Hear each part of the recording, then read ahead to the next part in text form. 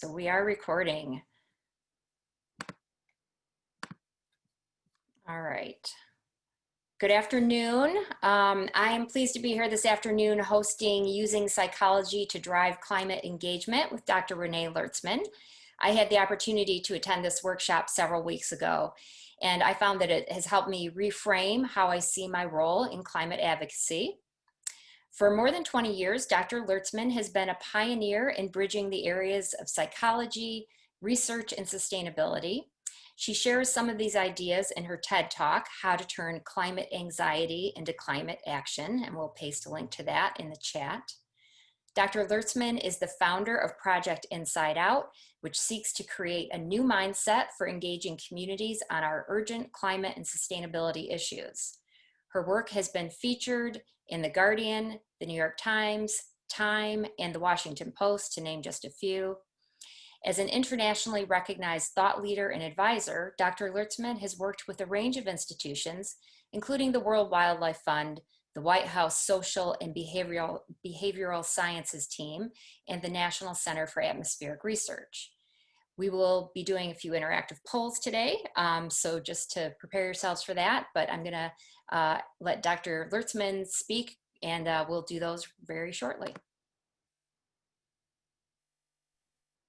Hi, thank you, Elizabeth, and greetings, everyone. I absolutely love my interactions with CCL, and I always feel so energized and inspired by the work you do and this opportunity to connect with you all for a couple of hours. So thank you so much. It's really an honor to be in partnership with you. So the way that this workshop is going to go, the way I'm approaching it is ideally as a conversation. I'll go through the agenda shortly and give you a run through of what to expect and some of the activities and the flow and the sequence. What I would like to do first, before we start anything, is to just invite everyone to take a moment and allow ourselves to fully arrive here together in this group and in this session.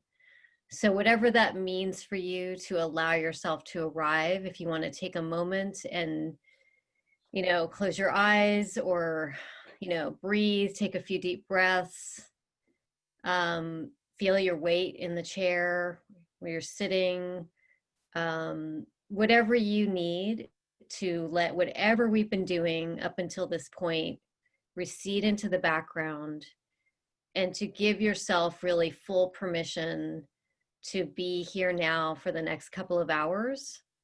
And we're going to slow things down. We're going to come into a space where we're taking a step back and we're moving into a reflective mode, and we're going to just slow the pace just for a couple of hours, and then after that you can get right back into your normal activated mode. So let's just take a moment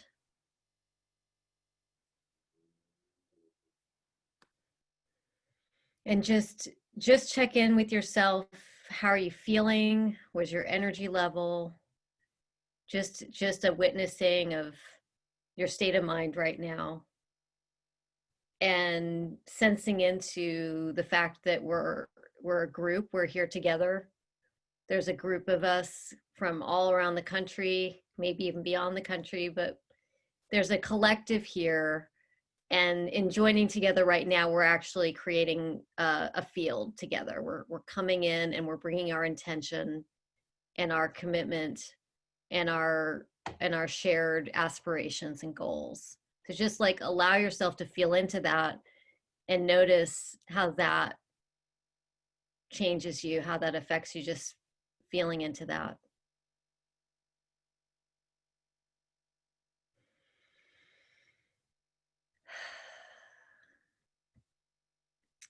So before I start really kick things off more fully, I'm going to ask Elizabeth to lead us through a sequence of polls, of questions, of prompts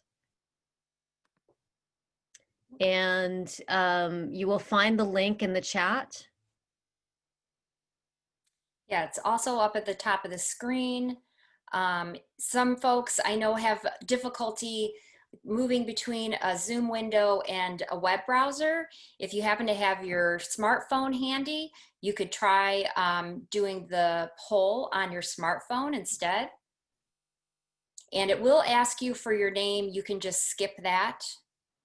And then it will take you to this page where you can go ahead and put in an emotion that best describes how you're feeling right now about our climate situation.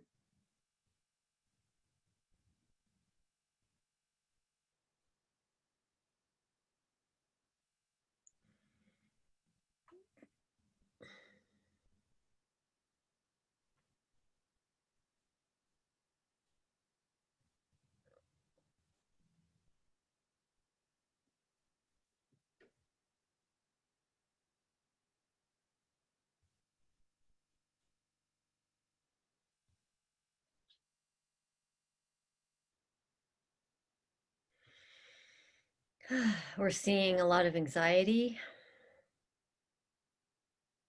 worry, hopeful, frustrated, angry, optimistic. Let's give it another moment or two.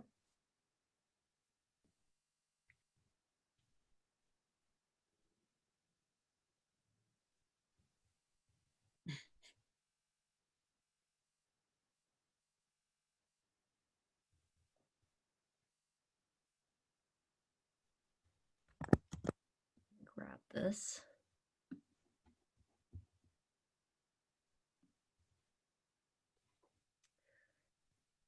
Okay. So just notice as we're watching the feelings come through, just notice what it's like to name it and to see it reflected back.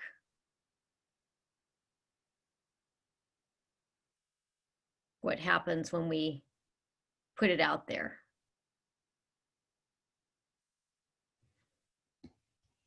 Okay, I'm gonna screen grab it one more here. Okay, great. Thank you. Next prompt.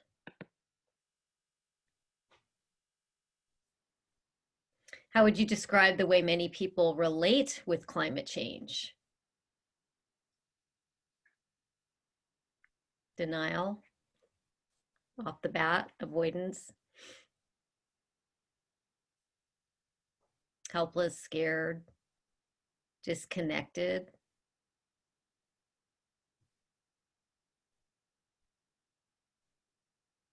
Yep.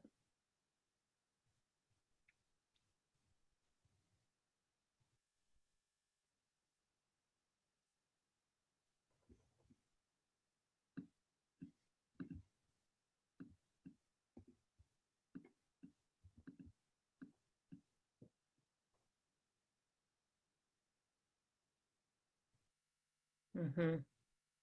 So we see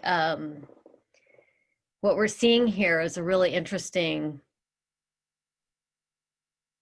articulation of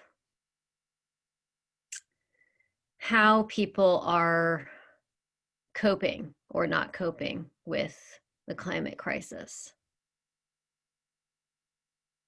And, you know, what I want to invite us to reflect on as we're seeing these kind of modes of relating with the climate crisis, with climate change, to consider seeing all of these modes that we're naming as different kinds of strategies, different strategies that are being engaged to manage what might feel to be deeply threatening or overwhelming or any number of things, but that these ways of relating are strategic, are basically different kinds of strategies. So I'm just going to grab this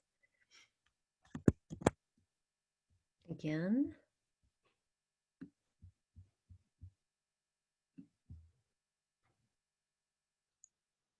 And my hope is, as well as we name these kind of ways that people are relating, that it's already starting to be clear why what we're talking about, why any work in the climate movement is profoundly psychological, because we're now in the realm of human psychology. You know, all of this work is, but as we start to really look at this and name this, we can start to appreciate that if you are a climate advocate, if you are working on the front lines of climate change, you are now in the terrain of very complex human psychological territory, which we're going to spend some time unpacking a bit and looking at how you can work with that. And the next prompt, thank you. What do you see as the single most important thing you can do to drive action on climate change?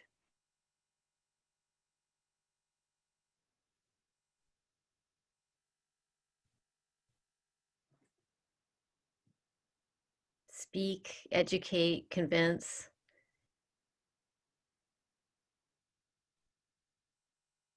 Inform. Educate, that's a big one. Persist, listen.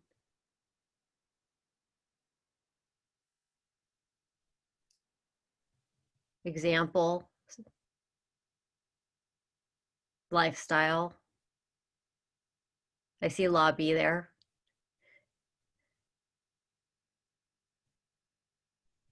Empathize. Right? Mobilize. Great. I'm going to just grab this too.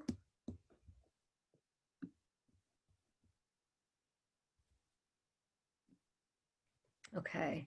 So I want to hang out with this word cloud for a minute, because there's a reason, there's a method to the prompt here. What we're doing here in asking this question of what is the most single important thing you can do to act on climate, what it's doing is it's helping to surface some assumptions that we have when it comes to making change happen, right? And this is a really good reflection of some underlying assumptions that I want to suggest we can take a step back from and revise and potentially challenge and to update. So you're going to hear more about that soon, but it's very important that we recognize how we are coming to this work, because often we just do it. They're just kind of taken for granted that maybe you might be feeling when you look at these responses. Of course, of course we need to educate. Of course we need to raise awareness. Of course we need to persuade and to convince people of why this is urgent and needs action right now. And I want to suggest that there's a different way of looking at this that's a bit more nuanced and more complicated, and that is actually going to help get you where it is you want to go potentially more effectively. And the big kind of reframe here that I want to invite us into as we just kick off this session is to consider that the single most important thing that we can do to drive action on climate, it may involve all of these things, but fundamentally the single most important thing is how we show up with empathy and how we listen and the kinds of questions we ask. That the kinds of questions and inquiry that we bring into our interactions with any number of stakeholders on climate change, or friends or family, whoever it is we're communicating with, that the kinds of questions we raise can be our greatest asset and skill. And you're going to learn more about that why, which is, it's really about evoking and bringing forward others' volition for change, right? Others' interest and questions and confusion and all of that stuff, but how do we bring that forward? And what's really interesting is the word educate, some of you may know this, the word educate I learned when I was an undergrad in college, when I was really diving into this realm of the psychology of climate change and environmental crisis. And I was reading a lot of psychology, and Eric Fromm has this book. I can't remember what it's called, but he talks about the root of educate is to draw forth. It's to evoke, it's to invite and bring out in others.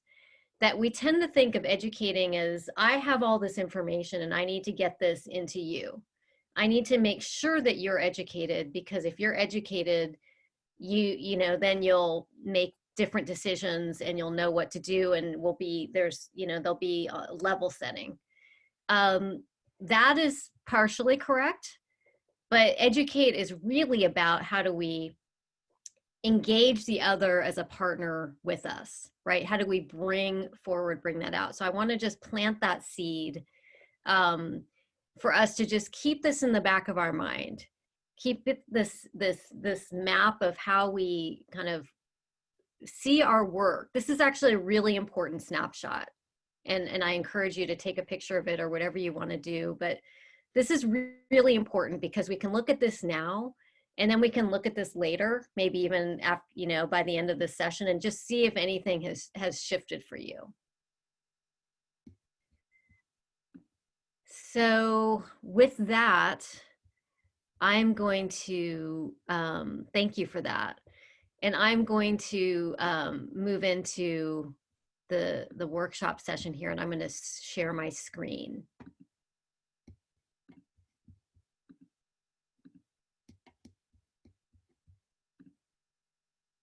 All right.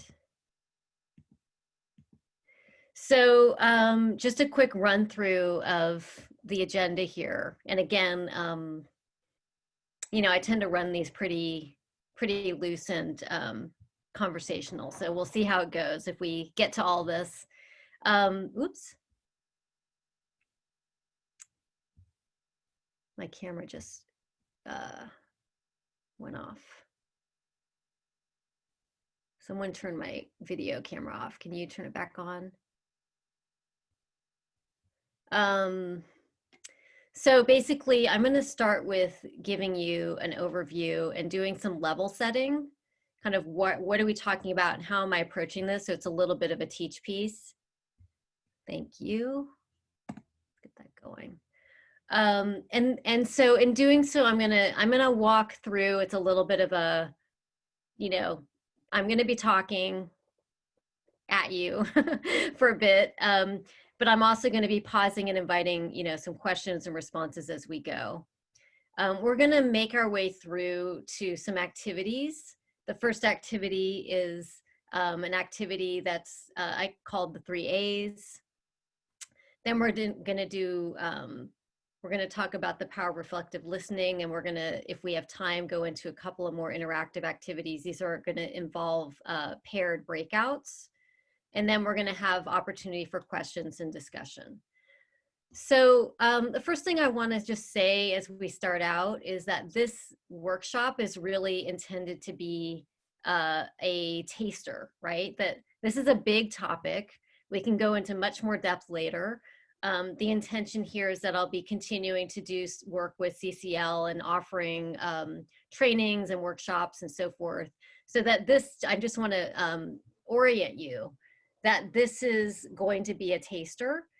And what I'm going to be focusing on really like strongly in this workshop is, as I'm shining a light on a particular facet when we talk about the psychological dimensions of climate change and environmental issues, is the concept of attunement and the concept of really spending more time than we may normally do to really lean into and reflect on what the experiences, the concerns, the anxieties of those others, that the people that we're seeking to work with, what they might be experiencing. So that's going to be a focus. You know, in subsequent workshops and trainings, we may get more into more, how to, like, okay, you're in an interaction and you want to use certain kind of tools, we'll touch on that today. But this is really meant to be kind of an introduction. So the first thing I want to start us out by doing is just situating the field of where psychology meets climate change. And to just acknowledge that I have been doing this for many years. I'm sure there's, a number of people on this call um, who have heard my story. I talk about it in the TED Talk and so forth. But the reality is that now this field is starting to really evolve in very powerful and very exciting ways. So it's important for me to always acknowledge my colleagues. I think that's a really important practice to do just generally for all of us, is to acknowledge who we are standing with and who we are drawing from and where our influences come. So I'm just sharing a few psychologists whose work has really been important and want to put it on our radar. Caroline Hickman, who's in the UK, who's done a lot on children and climate change and working with, her focus is youth activists and the psychological impact on youth activists in the climate movement. Leslie Davenport is in the States, and she's writing a couple of books on how to talk with young people about climate change. She also has a book called Emotional Resilience in the Era of Climate Change. Wendy Greenspun is in New York City, and she's done work with Columbia, working with master's students in the sustainability program. Lise Van Susteren, some of you may know, a psychiatrist who's been working at this intersection for some time and has a new book called Emotional Inflammation that talks a lot about climate change. And Britt Ray, who is a colleague of mine who is younger and has a book coming out called Generation Dread. And Britt is a science communicator, trained as a scientist, and is now really focused on looking at climate psychology. So really awesome resources, and there's many more. And I just wanted to kind of put that front and center. So I want to start with, in this level setting, I want to start with my quick analysis of the tendency in the climate movement. And I know there's no one climate movement, but I'm just generalizing here. The tendency that I've seen over the years is people really wrestling with how to talk about what's really going on. How do we address what's really going on in a way that isn't going to trigger people or activate their defenses and so forth. And what I see is this tendency to frame things quite simplistically, as there's the bad news, right? The melting and the fires and the migration and there's a lot of bad news, right? And I think that we recognize that bad news can really shut people down, right?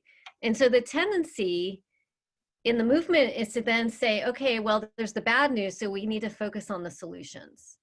We have to really shine a light on the solutions and make sure that everyone knows what those solutions are, that there are solutions. And that's a lot of what CCL is obviously about, which is driving for the solutions. And what I want to suggest is that there's a more complicated picture than only the bad news and the solutions. And what happens between that little line there that connects these realms is actually where the action is. It's how we show up in a way that allows people to process what's going on in a way where they can join with us with the solutions.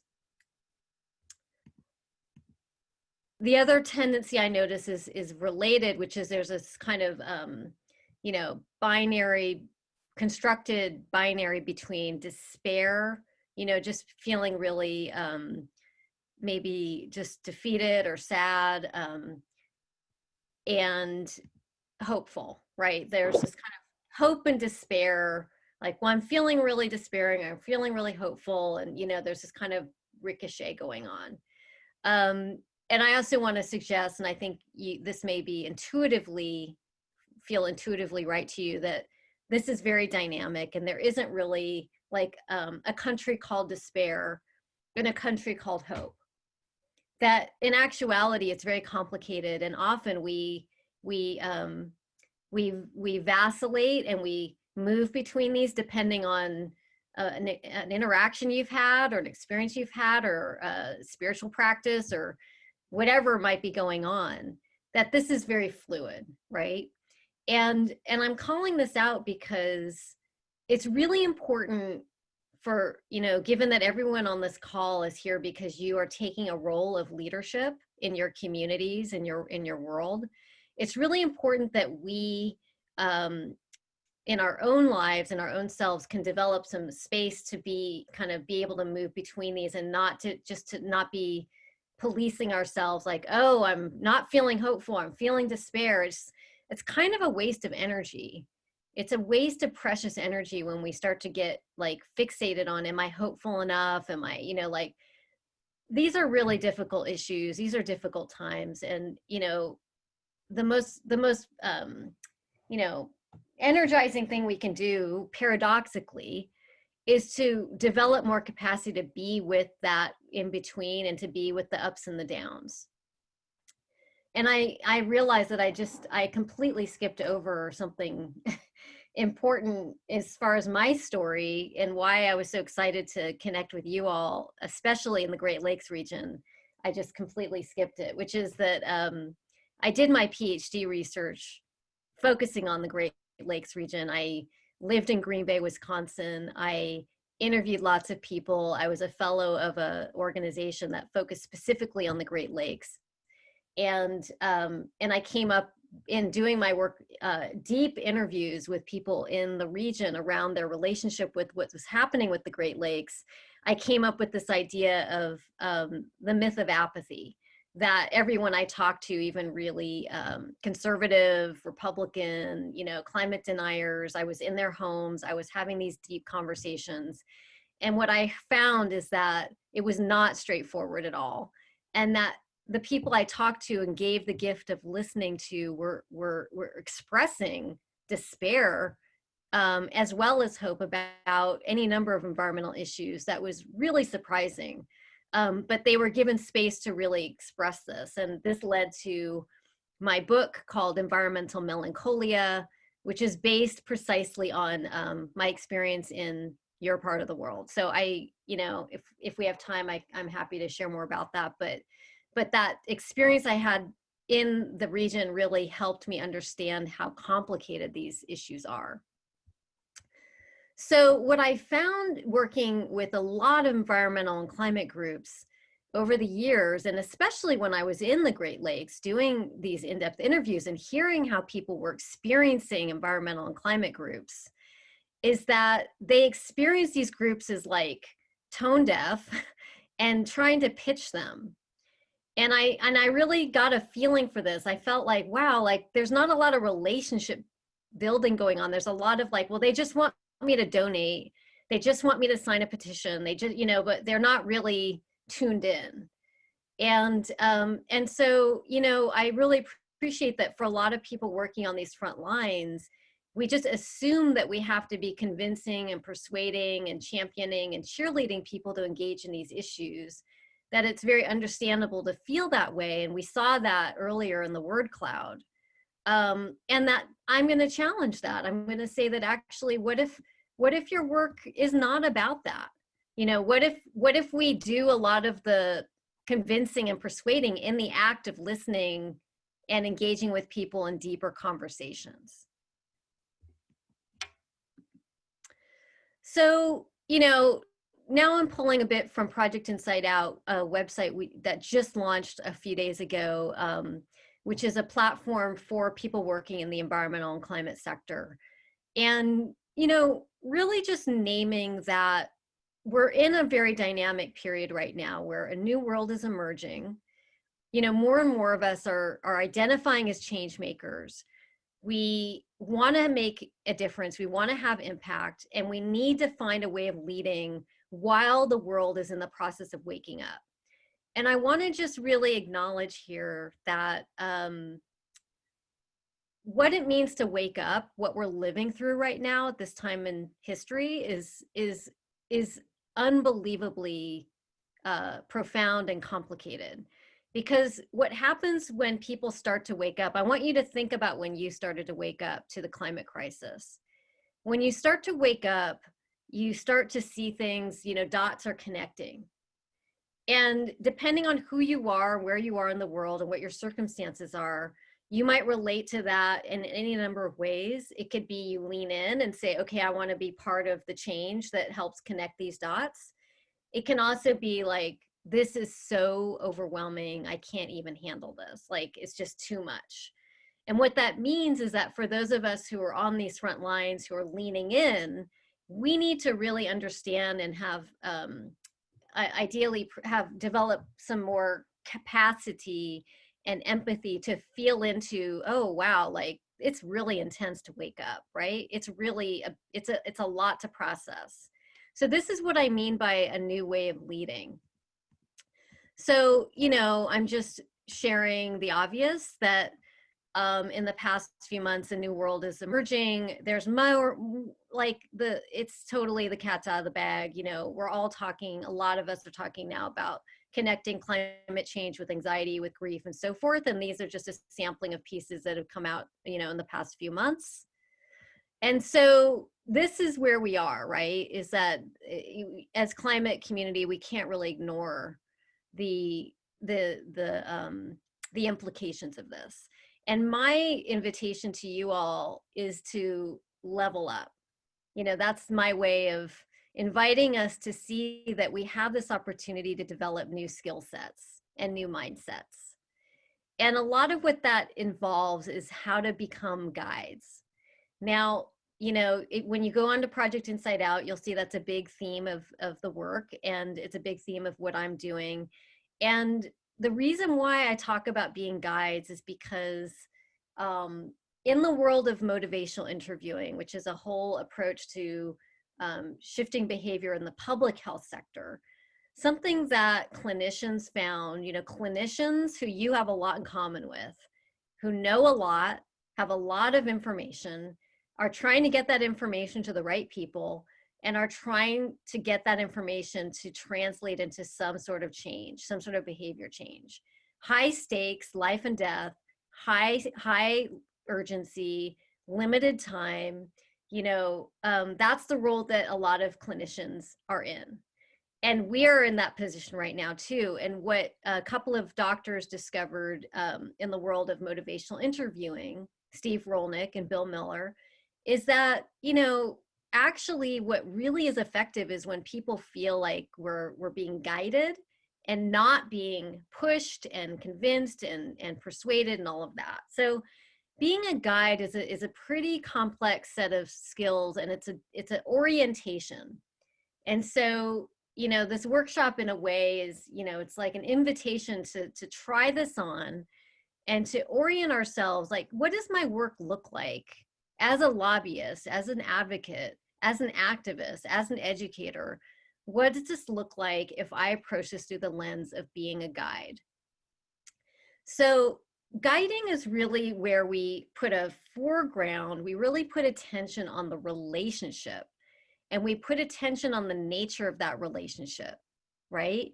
So the emphasis is less on the technical knowledge, and I've got to got to get you to, got to try to persuade you. I mean, that's all part of it, of course, but guiding is about really recognizing that any change work that you're trying to do is contingent on the relationship that you have.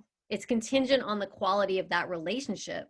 And that includes the quality of the relationship and how you show up in your interactions, in your brief meetings, when you've got that call, you've got that meeting, you've got the presentation you're giving.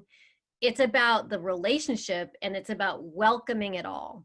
It's about showing up with this kind of atmosphere, this attitude of, yes, you and I, we all know I've got an agenda. Like, you're not pretending that you don't have an agenda that you're trying to advance. But I also recognize that you have an agenda. What is your agenda? And how can we find a way of kind of identifying where your agenda and my agenda might line up? So it's a very, it's a particular orientation. And, this work is really about recognizing that our love for the world is really where the energy is. And, you know, I come in with a basic premise that every human being has love for the world in some way or another, that I'm not interested in debating whether you care about the world or whether you care about the environment or whether you care about climate change. You know, I think we've got to just kind of put all of that way of thinking aside. I'm kind of like, I've kind of had it with that framing that I hear so much, which is like literally just almost every day I've got someone or a client saying to me, well, you know, I've got to get my my team to care. I've got to get my stakeholders to care. I've got to get my politicians to care. I've got to get my family to care. And that way of thinking is really not going to help you. It's really not. The reframe is, how do I unleash and how do I tap in to the love and the care that's there, but is buried underneath all the anxiety and all the ambivalence that we're going to talk about in a couple of minutes? How do we get to that? And to recognize that what we talked about in the early part when we opened things up, you know, you saw like all those feelings that you're having about the climate crisis right now. That's what millions of people are feeling right now. They are feeling worried and anxious and overwhelmed and angry and frustrated and disconnected and, you know, all of that stuff. And so really, you signing up to be a climate advocate means that you're signing up to level yourself up, to evolve as a human being, so that we find ways of taking our own anxiety, our own urgency, and figuring out skillful ways of working with it in relationship with others. So I'm just going to talk through one more piece here, and then we're going to get into, we're going to move into a breakout. So my additional level set here is someone wanting to say something. Okay, I just heard someone went off mute. So the additional level set here is, so the quadrant is simply a map of how the field, how the community, the sector has been approaching change on climate change for some time. I developed this quadrant in 2013. 2013, it's 2020 right now. In 2013, I was commissioned by Skoll to create a landscape of the field. And that led to this quadrant, and it still seems to be quite salient today.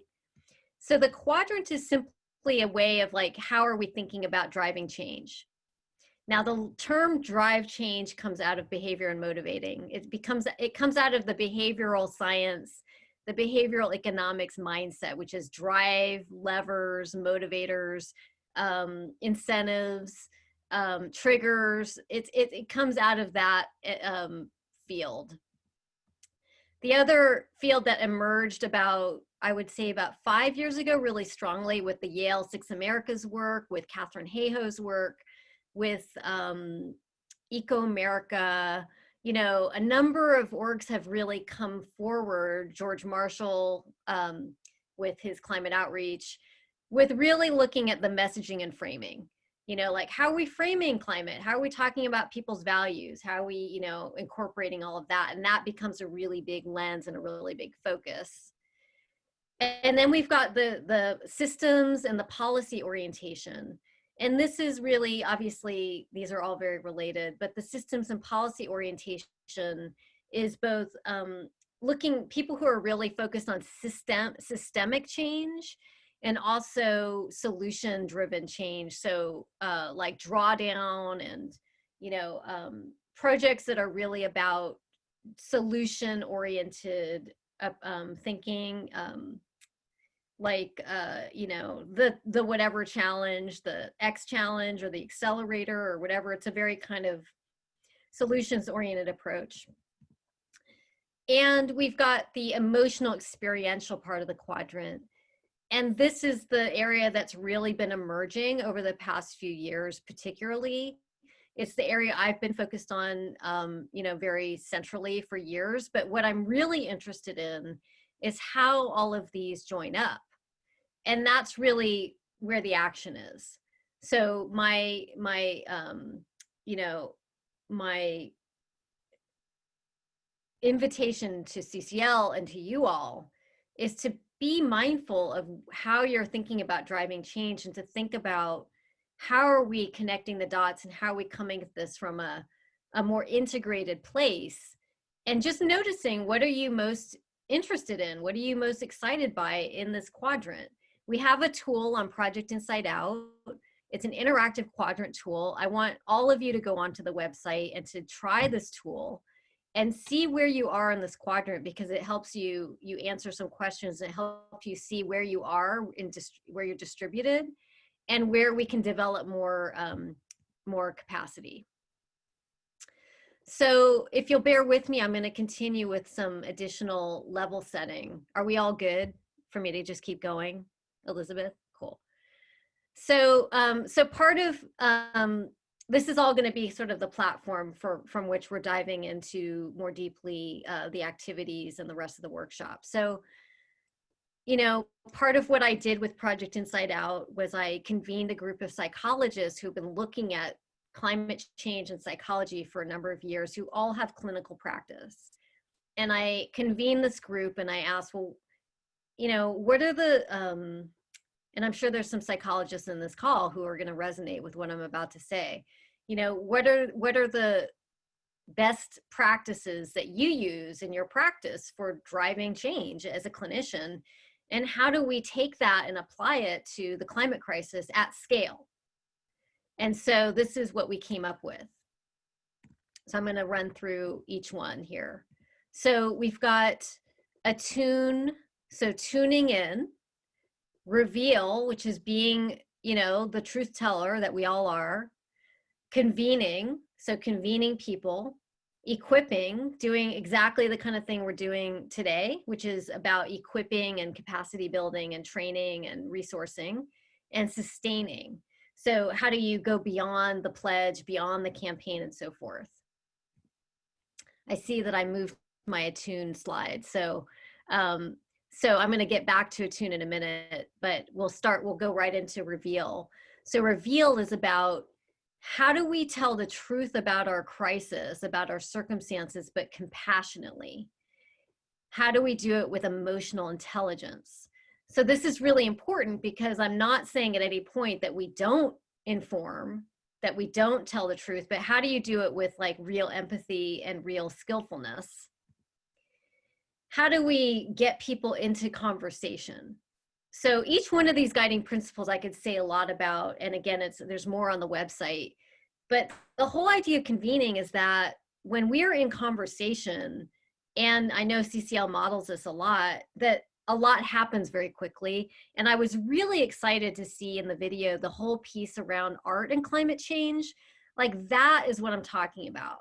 Like, initiatives, projects that get people like out and interacting with each other in totally new and different ways, and just giving people opportunities to reflect and share and brainstorm and play and experiment and create together. That's convening. Equipping is, you know, giving people tools and resources to be effective, so that it's not just about you doing all the heavy lifting, but how can I help you help others, right? How do we help each other be more effective? And sustain is about really going beyond the campaign, you know, going beyond the short-term focus.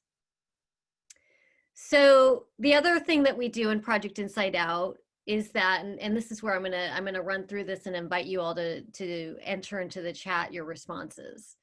So what kind of change maker are you? We have a tool where you get to kind of see where are you on the spectrum. So I'm going to run through these, and I want you to just notice what is resonating with you as I talk through these.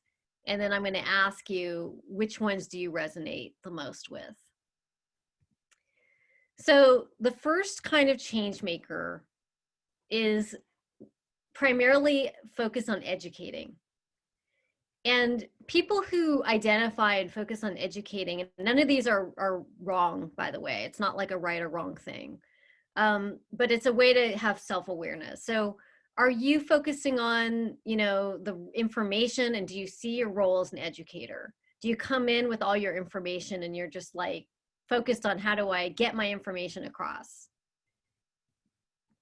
The writer is a writing approach is when we really emphasize the ethical and the moral imperative, which is like, why is this the right thing to do? And that it's on you often to fix. And I'm pointing my finger because there's a little bit of a finger pointing vibe going on with the writer, which is, you know, we got to do this. If you care about this planet, if you care about your region, if you care about the Great Lakes or whatever that is, it's the moral and ethical case, making the case. The cheerleader often feels like we have to keep things really upbeat, and we have to keep things like very, very positive. And you come in and you're just feeling like, okay, like we got to be very solution oriented and we got to be really positive, and I need to keep the energy up and I need to keep everyone feeling really inspired, right? So that's a cheerleading mode. And the fourth mode is the guide mode. And the guide tends to spend more time asking questions and listening.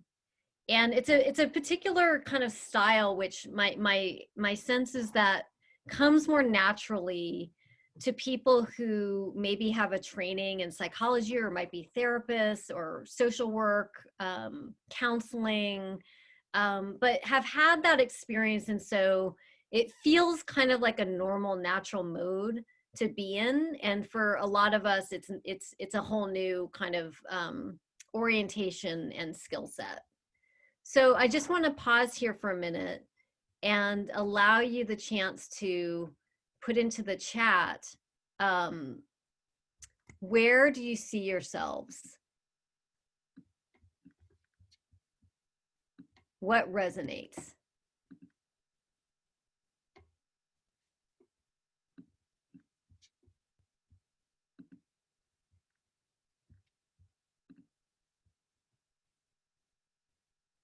Okay, we've got educator, cheerleader, a lot of educators. Right. And hybrids as well, because we all are, of course, we're hybrids. But what do we feel like? Oh, yeah, that's totally me. I'm going to interrupt real quickly, Renee. Folks, Mhm. set your that you're chatting to everyone, because some of the chats are just coming to me. So just that's because of how we had the chat set early on for security reasons. Great. Yeah. So this is good. This is really, really good. That we're starting to see that with reflection, right, with self-awareness, we begin to take a step back and we have that opportunity to question whether that's how we want to be showing up. Now, what's really important here is that it's vital that we approach ourselves in this process with a lot of compassion, that there's no judging. There's no like, oh, you know, I suck because I'm a writer or an educator, or that's not part of the picture here. That it's totally normal and natural to be in these modes.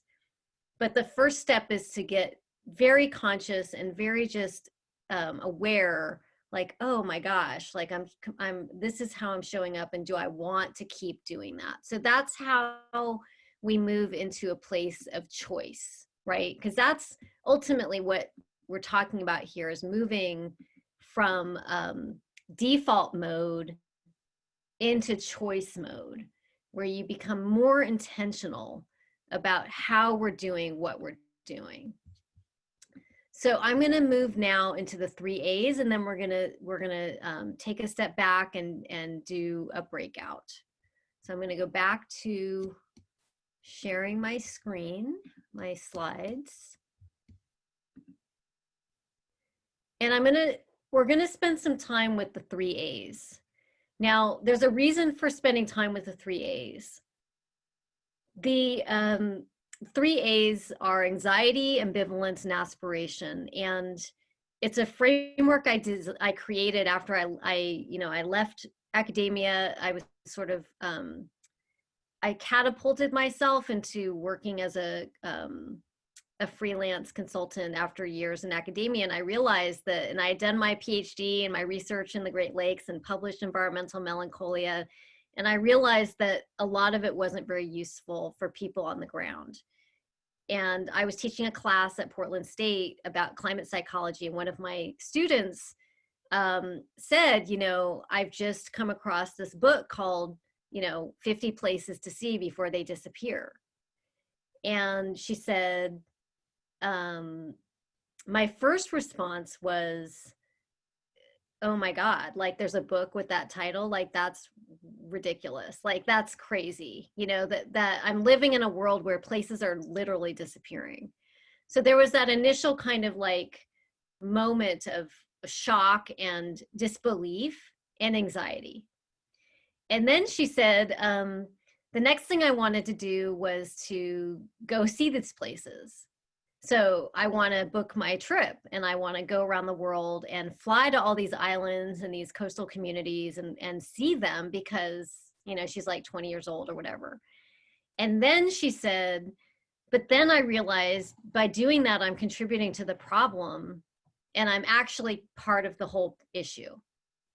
So I realized in that those three sentences is that what she shared were a distillation of the psychology of climate change right now that a lot of people are wrestling with. And it's anxiety, like, oh my God, this is friggin' terrifying and horrible.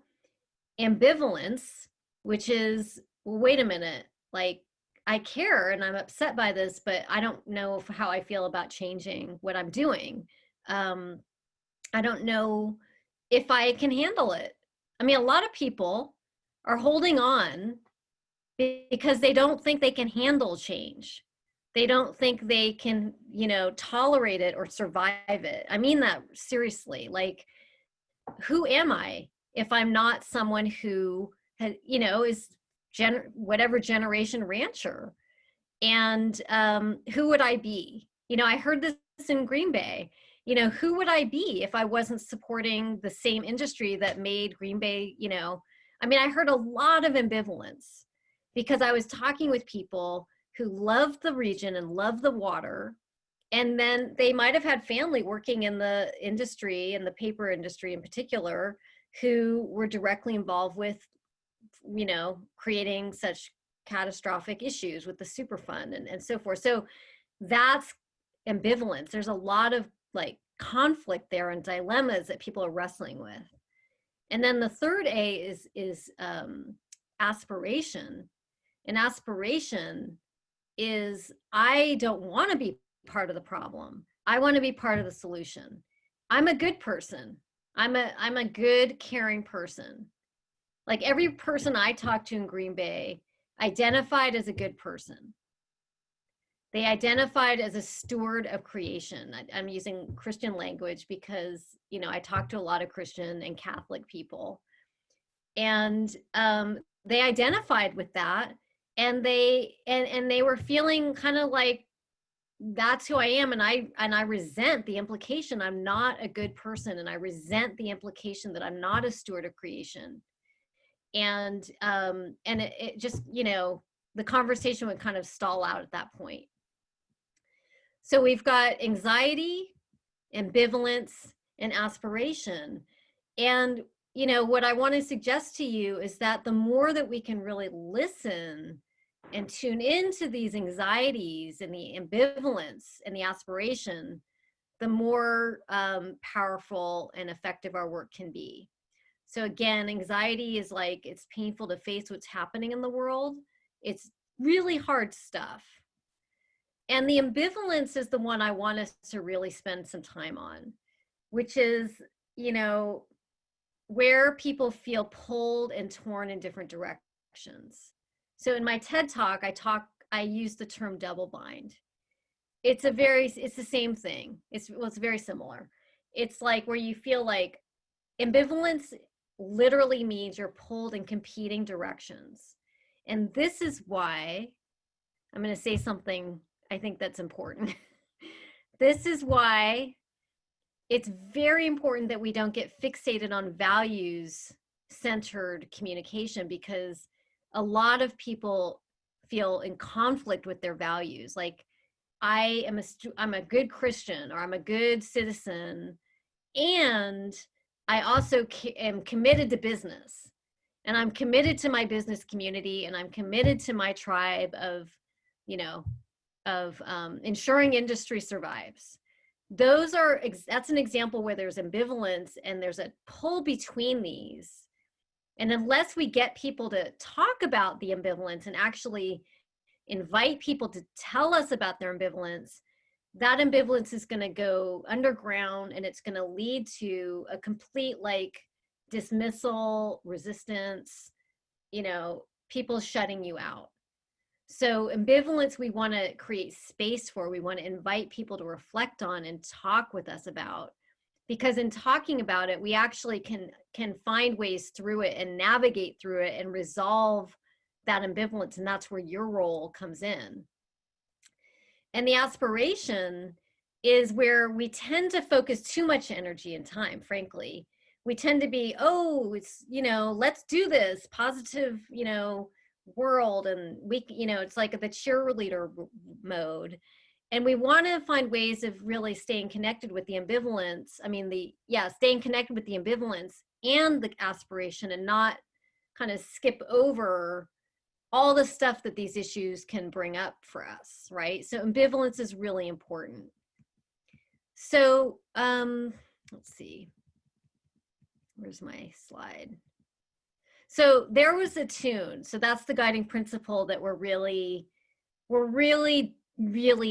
looking at closely today, which is that the more that you can really attune and understand your people and your stakeholders, the more you can actually build those relationships towards change, towards the lobbying and the action that we're all needing right now. And so the breakout that I'd like us to get into is a 3 A's breakout. And let's see, we have 1 hour left, and I want to give you all a good amount of time. So I'm going to suggest that you have 15 minutes in this breakout. And also, this is a good time to take a break, right? To take a 5-minute break. So what I suggest is that we come back in 20 minutes, so that you as a group decide, when you want to take your 5 minutes, whether it's now or at the end of your breakout. And what I want you to do with your partner is to talk about what you imagine those three A's are for your target audience or representative. And I want each of you to have enough time to talk it through, where you're imagine a particular bill or initiative that you are working on right now. And I want you to go through what the anxieties for that stakeholder would be, and where the ambivalence is. And the ambivalence is where they feel torn between competing commitments, competing values, competing desires, interests, but really map out the ambivalence that they may be experiencing. You're imagining this right now. And then I want you to write about and talk about with your partner what the aspirations are.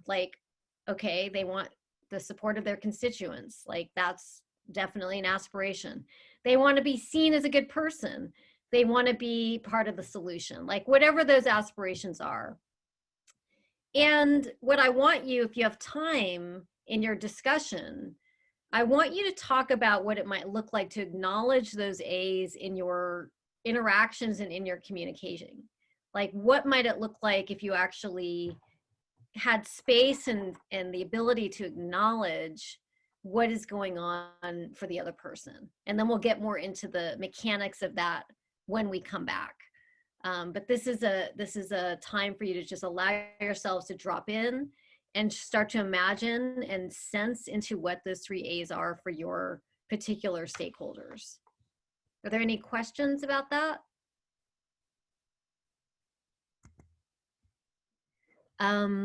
So welcome back, everyone. Just want to take a few minutes and check in and hear how that was for you, what came up for you, if you have some questions. This is a time to do that.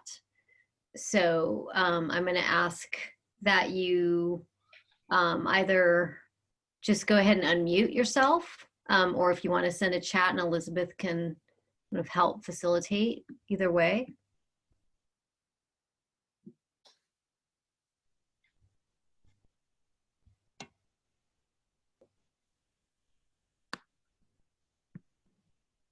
Floor's open.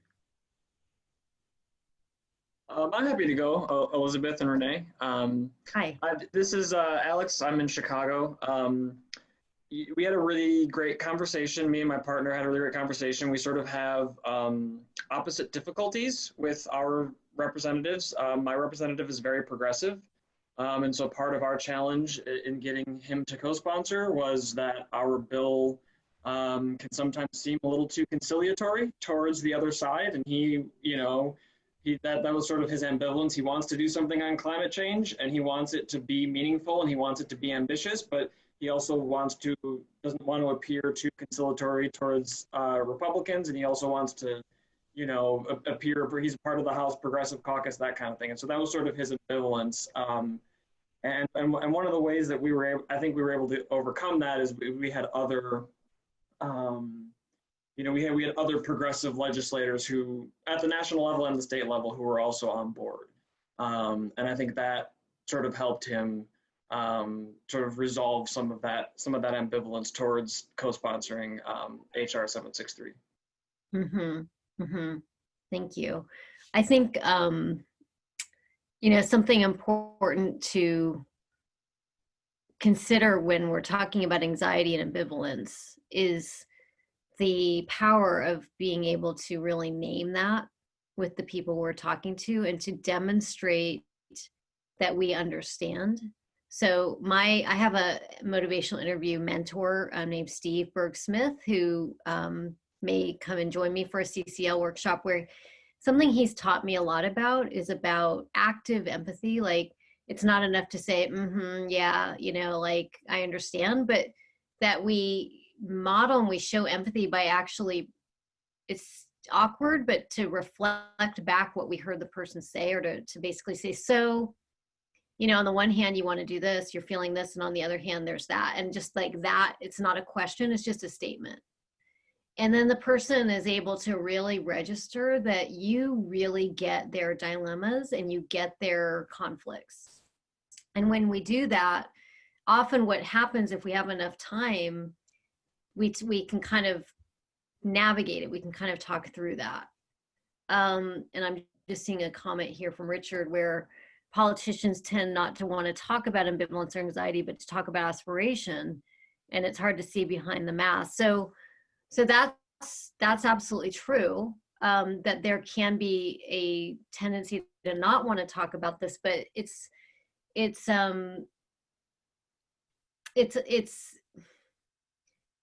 there under the surface, whether it's talked about or not. And where our job comes in is being able to really listen and ask questions that can draw that out, so that we're not skirting around it. That our ability to openly acknowledge the anxiety and the ambivalence is actually, it's incredibly disarming. So when I say to you, if I were to say, you may be wondering, like, am I going to get everything I need to get out of this workshop to actually walk into the meeting I'm having on Tuesday and really knock it out of the park? To be able to just name and acknowledge what I imagine there might be some questions or anxiety about, then it's like some of you might be feeling like, yeah, I am wondering, am I going to get what I need to get out of this workshop? And is she going to give us some tools and some practical, and just by naming that and acknowledging that, something shifts, if that makes sense. So it's I can't really say that enough, that we want the other person to be articulating their own ambivalence. We want to hear, ambivalence is a natural part of this process, and we want to hear them express and articulate it, not us. We want to get them to. Renee, there's a question. Heather's asking if you can talk a little more about aspiration, moving from ambivalence to aspiration. Well, it's not about moving.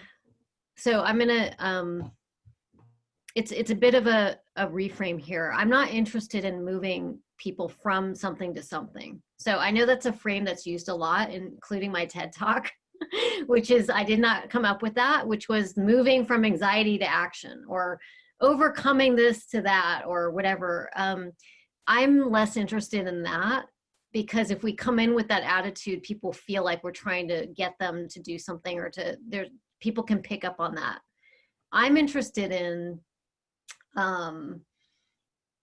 having enough space so that we can acknowledge all of the anxiety and the aspiration. And so one of the ways of doing that is by acknowledging and inviting people to reflect on what really matters to you, what is really important to you, and to be able to bring that into the frame so that it's clear that that's a big part of what we're doing and why we're doing this. But to not try to kind of get away from the anxiety or try to push them from that. That's really key. And I see Tanner, saying that we have to acknowledge people's current feelings now. So that is basically the entire premise of this workshop, is that, thank you for naming that, because that is what emotional intelligent climate action is when we acknowledge people's current feelings, things will change. Things will change. So it's the feelings that people have is what often is causing a lot of, resistance and whatever we want to call it, resistance, ambivalence. It's those unacknowledged feelings.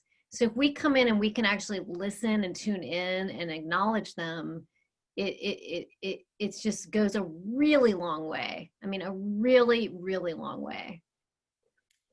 Somebody's asking about what questions can we ask to help people express their ambivalence? Mm-hmm. Well, I think, and also I just want to hear I want to acknowledge the piece about getting a word in and having people kind of rant, right? So I think those are related questions, which is how do we shift the dynamic so that we are actually able to ask questions and able to bring in prompts. So, and then I'll talk about when friends poke fun at you. So first off, I want to model rather than talk about how do we work with the ambivalence and kind of explore that. So I would like to invite someone to share what anxiety or ambivalence they might be experiencing in their stakeholder.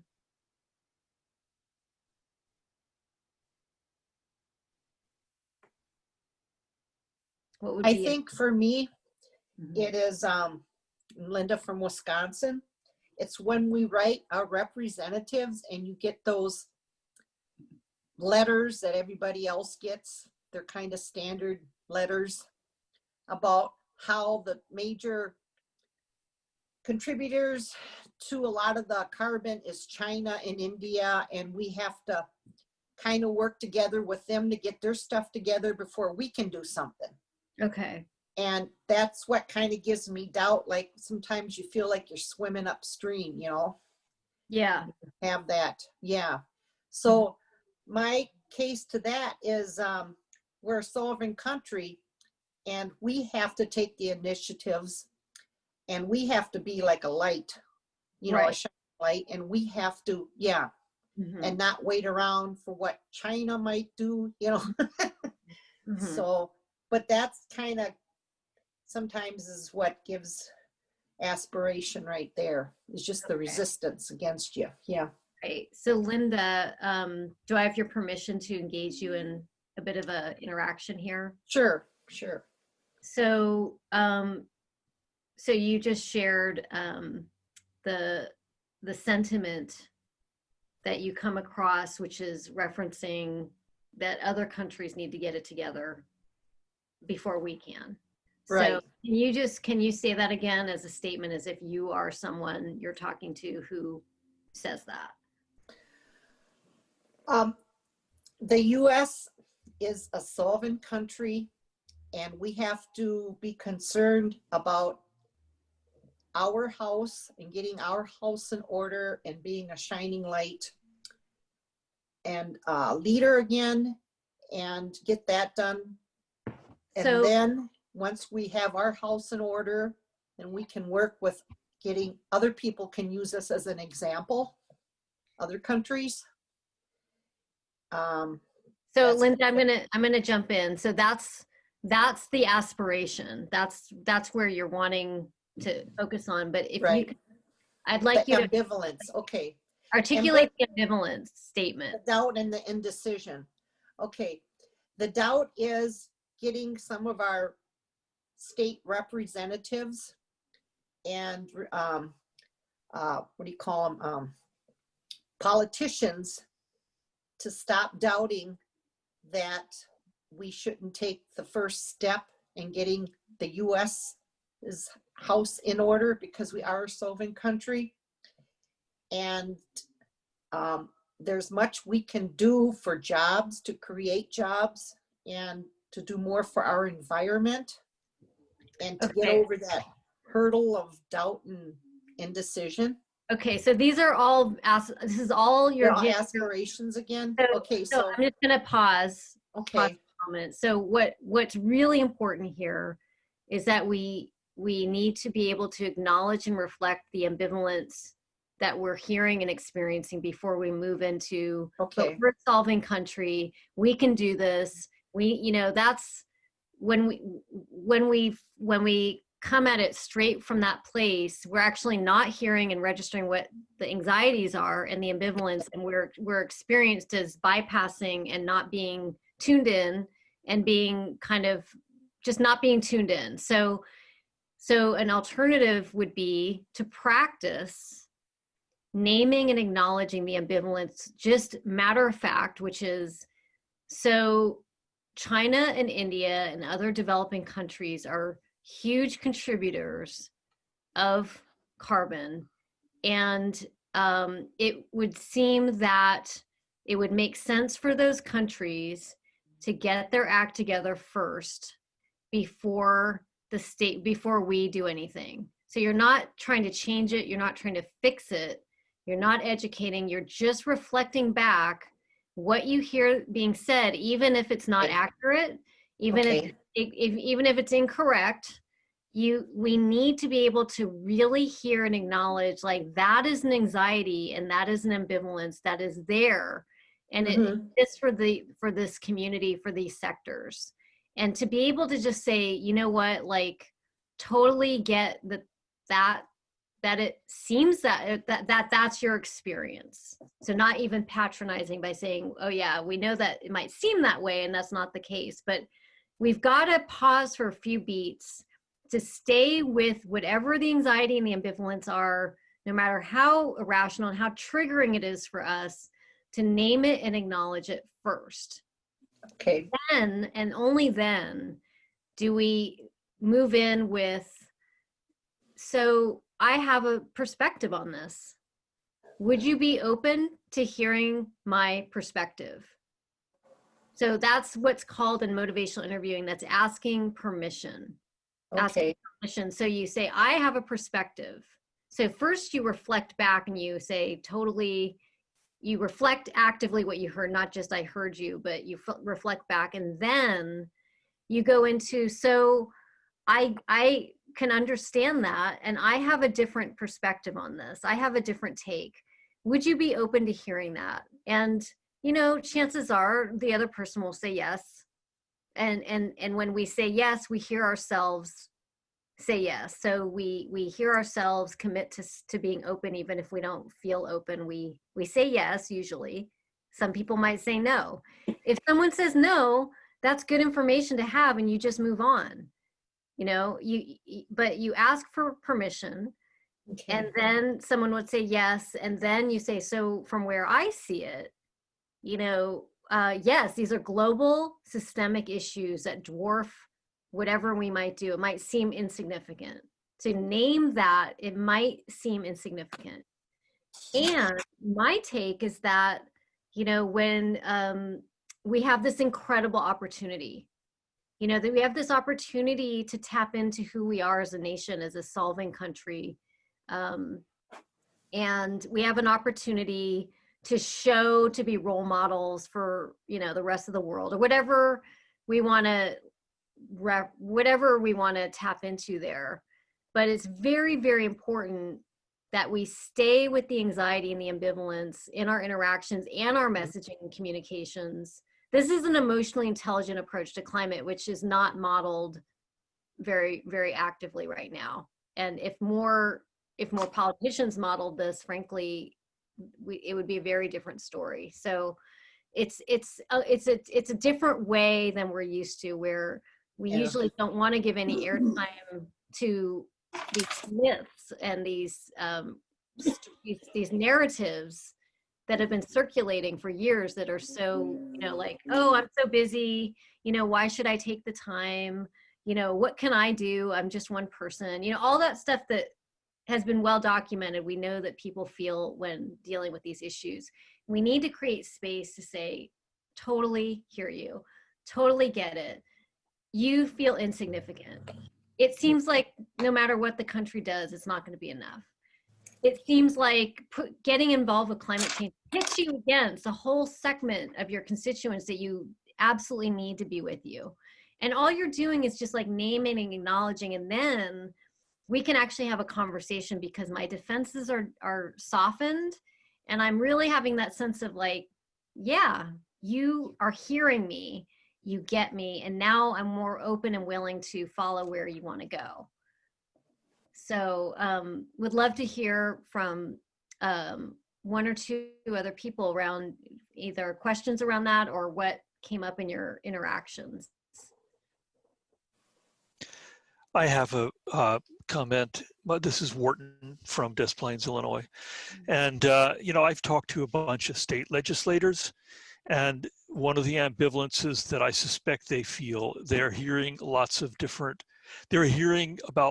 things they could be doing about climate change. And those things aren't all consistent with each other. Mm-hmm. And I come with CCL's perspective. And I feel that their ambivalence is, you know, so how do I square this with the requests I've heard from, you know, Sierra Club, or with the requests I've heard from people who want state level action? That's an ambivalence that they're going to be reluctant to talk about openly. So in that scenario, I feel that they're having that ambivalence. They're not going to talk about it. What do you do? Mm-hmm. How do you resolve something that's very hard to bring? You know, it's hard to know really what they're thinking, and they're probably not going to be completely straight with you. Right. So you can start by acknowledging that there's a lot of different perspectives and input on this issue, and it can be really confusing. That you're hearing from us, you're hearing this from them, and you just are naming and acknowledging there's a lot of swirl going on, and it can be, frankly, really confusing. Is that your experience? You know, so you put it as a question. Has that been your experience? Because that's what I'm sensing, or whatever, you know. And then the person would likely say, yes, you know, it is confusing. There is a lot of these different perspectives. And that's when you would come in and say, yes, I experienced that too. There's right now, at this point in time, there's a swirl of different perspectives that can be confusing.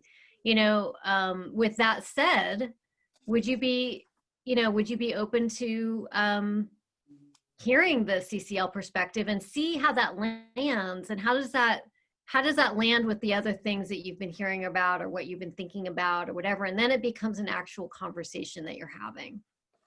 So again, the real takeaway here is if you anticipate that that's likely, you know, what's going on with people, or if you have a sense of what those anxieties or ambivalence might be, you can start out by just naming it and acknowledging it and seeing what happens and how people respond and relate to what it is that you have to say. Thanks. There's a lot of comments here. Several of us are just kind of affirming that we've had good experience asking permission, I think in lobby meetings, and that it's valuable to do. Right. There's the asking permission. There's the reflective listening. So, you know, something that Steve, my mentor, shared with me is in some ways reflective listening is the lifeblood of this work. That it's the hardest skill to have. I've been leading a lot of workshops with, you know, all kinds of pretty sophisticated practitioners and professionals, and this is a tough one for most everyone, which is the ability to reflect what you hear the other saying as a statement. And, you know, what would be good to do in a potentially in a follow-up session to this would be look at an actual script, like a real script between you and one of your representatives, and to analyze it, you know, or to create a mock-up script, and to practice the use of reflective listening. Basically, it's when someone makes a statement, you know, that is, you know, reflects their mixed feelings or ambivalence, to reflect back and say, so on the one hand, and someone asked, I saw a question, is it best to do it in their own words?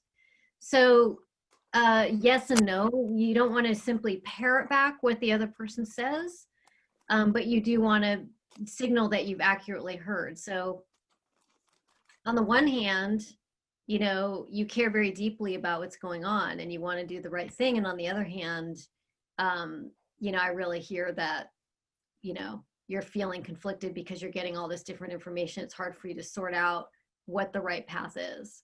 It's a statement. It's not a question. It's a statement. Renee, I want to break in and say, first of all, I think this is wonderful. It's something I teach when I teach students how to have effective group work. But I want to suggest that also another really important reason for doing this reflection is a lot of times you'll discover that you didn't hear what they were saying, and it gives them a chance to correct. Exactly. It's really powerful. I did this a lot in my interviewing when I was in Green Bay. I did all my interviews using a method where a lot of what I was doing was reflecting back. And then it allowed people to say, actually, that's not quite right. You didn't quite get that. That's not what I meant. And so as a researcher, then it was important. So I didn't go off and just kind of think I heard what they said, and it wasn't even the case. It just felt like a way of honoring. It was very respectful and really honoring people's integrity and showing up with that attitude of respect.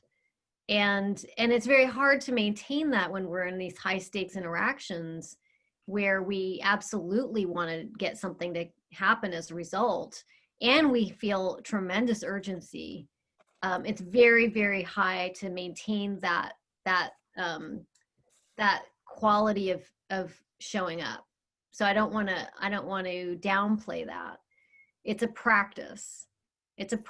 And I'm, you know, I'm seeing amazingly, we only have 15 minutes. I don't know how that happened, but but you know, I think it's making me want to emphasize, you know, what can we do before we go into these interactions that really supports our ability to be effective. And that includes like really recognizing our own sort of reactivity, our own strong feelings, if we're feeling really agitated or frustrated or angry or anything like that, to have a way before you go into the interaction where ideally you can connect with those 3 A's of the other person and see if you can allow that to soften your heart a bit, right? To soften as you go in, like this is a fellow human being who's wrestling with these anxieties and these ambivalence and these aspirations, and trust that the quality of your showing up is going to have a profound impact on the result of the interaction. The quality of you showing up as genuinely open, genuinely listening, will feel deeply disarming and very refreshing for people. And the thing that they say in the motivational interview world is that we don't have time not to take the time to have these kinds of conversations, because it allows you to move much more quickly than when we come in, you know, with the kind of usual, got to push this through.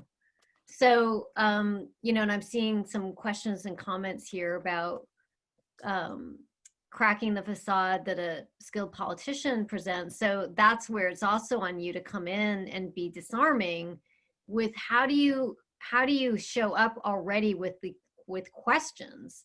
So I started out the session talking about how questions and inquiry are your greatest tools.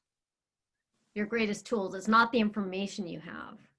It's the questions that you ask that evoke and prompt the other person to engage with you. And so that's where open-ended questions like, what do you know about this? You'll see there's an activity in the slides we didn't get to, but you know, it's something that you could do maybe in your own regional. You could set up this as a workshop within your own region where you do these activities where you practice asking open-ended questions like, tell me about what has been your experience with X, Y, and Z. What do you already know about X, Y, and Z? You know, I'm sure you might be doing a lot of this already, but you know, it's like we're wanting to ask questions that feel good to the other person to answer. Like, oh, they're actually inviting me to share what I know and treating me like someone who has insight and expertise and experience, as opposed to I'm just going to try to get you to my side, which is what they're used to people doing. So if you show up in a way that's refreshing, it's going to already be a disarming kind of interaction. And they're going to have a very different association with you as a representative of CCL. Like, oh, I love talking to those CCL people. You know, they're really awesome. They listen. They are compassionate. They are empathetic. They acknowledge that we have these really tough roles and decisions to, and it's amazing. You know, I think that will absolutely provide you with the traction that you're seeking in terms of relationship and relationship building. So, and I think that if you're okay with it in our final 10 minutes, I'd like to just continue to open the floor for questions for people to speak, either a reflection or a question like, how have you found this? What's surprising, what's interesting, what's useful, and any specific questions you have. Renee, there were a couple questions earlier about how you deal with a rant and also how do you deal with being made fun of. I don't know if you want to circle back to those. Well, with the rant, I mean, basically, when someone's ranting, we can intercept by saying, you know, I just want to stop you there for a moment because I can see that you have a lot of passion and a lot of energy about this. And I'm just wondering, would you be open to us shifting this conversation slightly? You know, so finding a way to intercept, but in a, you know, a kind way, ideally, but still confrontational. You know, I don't want this to sound like confrontation isn't okay, because confrontation is necessary, but it's how do we do it? So, so that's a response to the ranting piece, which is, you know, I'm just really feeling like we're not actually in a conversation right now. And it's kind of tough for me to get a word in. And I hear that you're super fired up and, you know, would you be willing to shift things a bit? And the making fun of question, you know, I mean, that sounds really, I'm just looking to see where that question is. You can, It's from Myra. mhm. So, yeah. So, you know, I mean, that's a situation where you could just basically say, you know, geez, it seems like you know, I have to think about that one a bit more.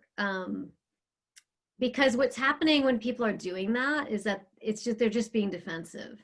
What's happening is that they are feeling bad about themselves deep down. They're feeling like they're not doing enough, that they suck. And what happens is that gets turned outward and it gets projected onto people who are doing stuff. And then it turns into a real attack and some real hostility. So it's a form of bullying. It's like when people just direct vitriol towards cyclists, like, oh, you know, like, hate those cyclists, hate them, hate them, hate them.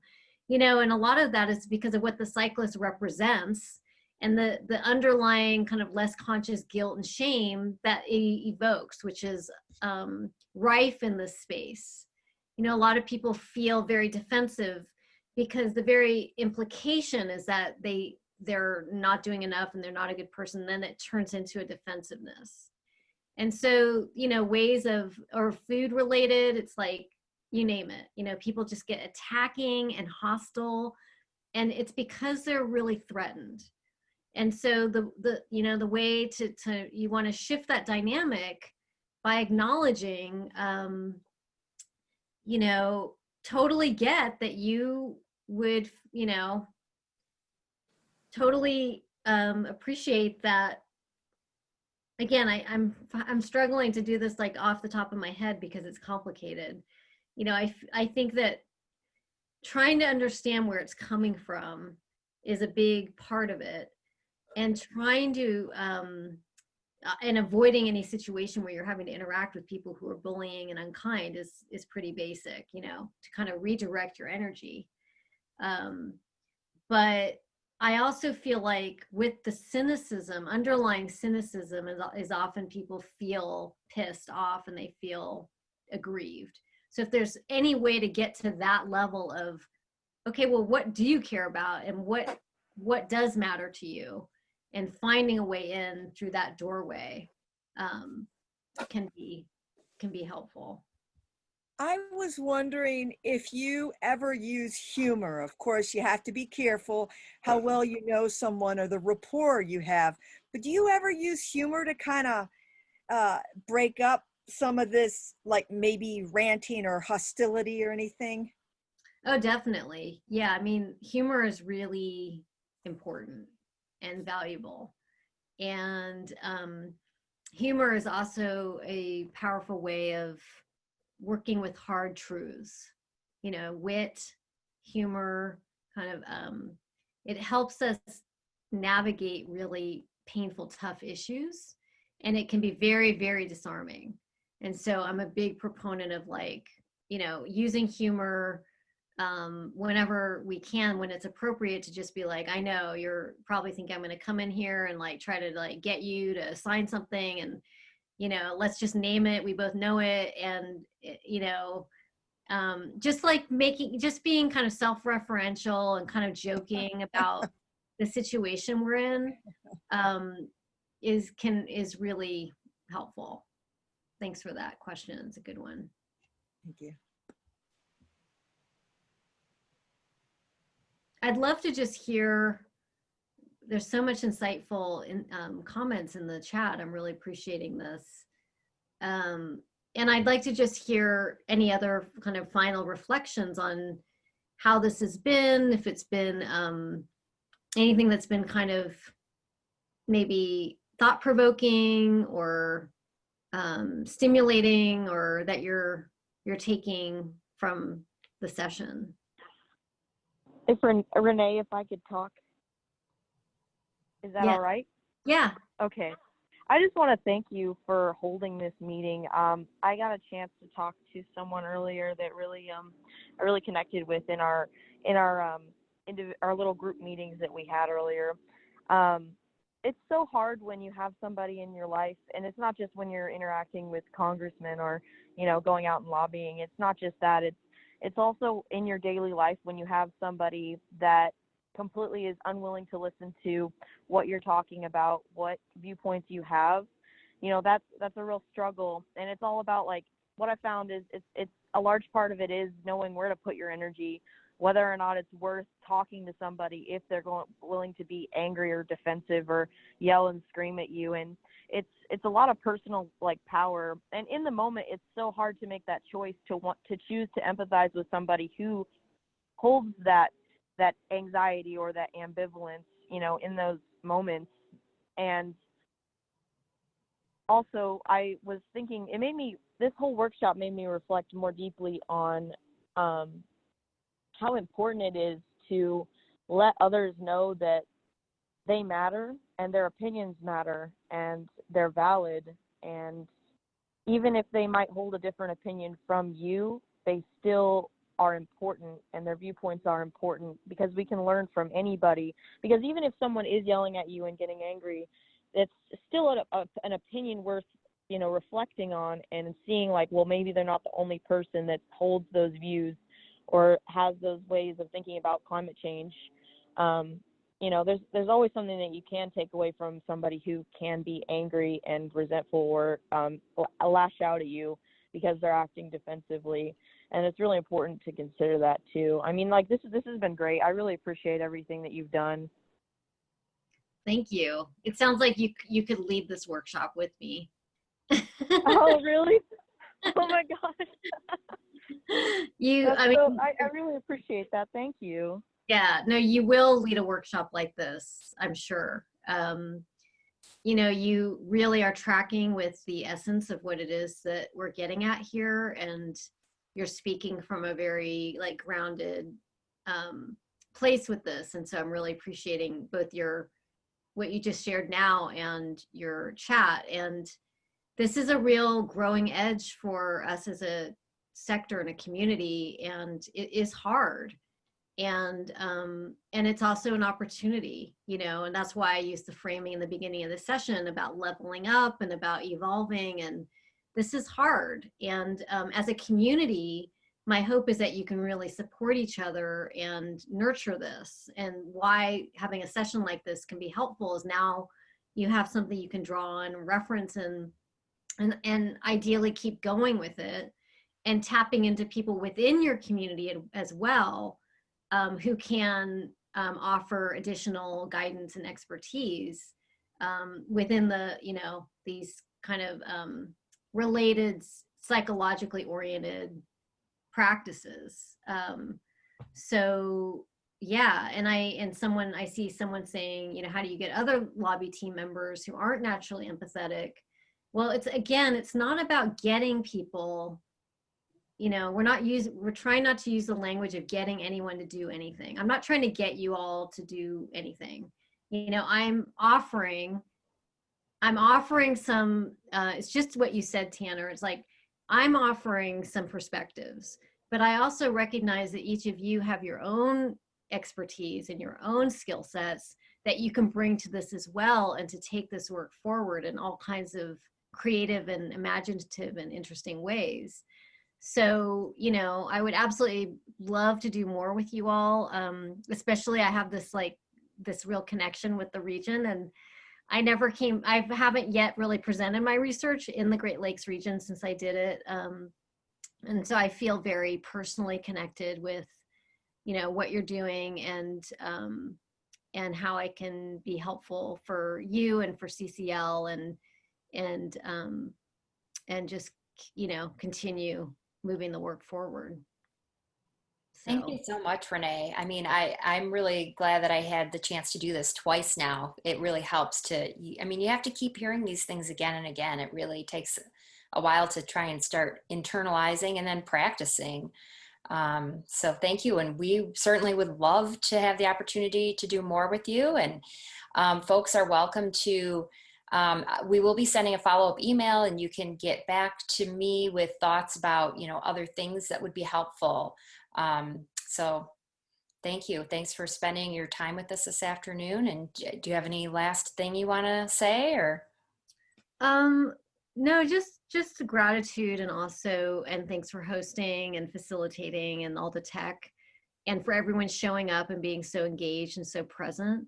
I just want to reiterate that this is really a practice, and that, my MI mentors say it's a lifetime practice. So, this isn't a one and done kind of thing.